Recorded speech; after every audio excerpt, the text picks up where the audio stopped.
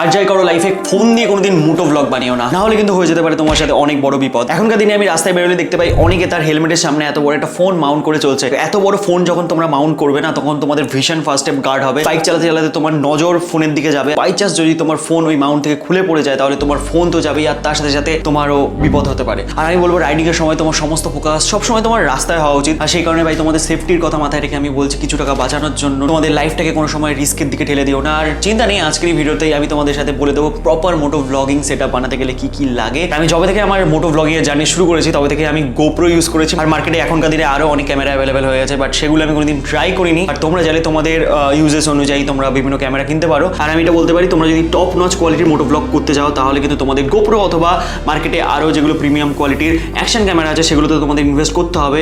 But তোমরা যদি শুরু করতে যাও, শুরুর সময় ফোনের থেকে বেটার তোমরা মিড বাজেটের বা তোমরা এন্ট্রি লেভেল কিছু অ্যাকশন ক্যামেরাতে, মানে 10-12 হাজার টাকার ভেতরে যে কোনো অ্যাকশন ক্যামেরাতে একটু ভালো ইউটিউবে রিভিউ দেখে নিয়ে এটাতে ইনভেস্ট করে দাও। সেটা দিয়ে তোমার জার্নি শুরু করো। তারপরে যখন গ্রো করবে, তখন আস্তে আস্তে তোমরা ভালো ক্যামেরাতে বা গোপ্রোতে ইনভেস্ট করতে পারো। এটাকে বলা হয় যে মাউন্ট। এই মাউন্টটা হেল্প করবে আমাদের গোপ্রোটাকে হেলমেটের সাথে মাউন্ট করতে। এখানে একটা এমসিল দিয়ে আমি একটা মাউন্ট লাগিয়ে নিয়েছি, যার থ্রু দিয়ে কিন্তু আমরা আমাদের গোপ্রোটাকে এখানে মাউন্ট করতে পারবো এরকম ভাবে। ঠিক তোমরা যখন মোটো ব্লগ শুরু করবে, তখন কিন্তু তোমার এন্ট্রি লেভেলের যে কোনো 300-400 টাকার ভেতরে মাইক ইনভেস্ট করতে পারো।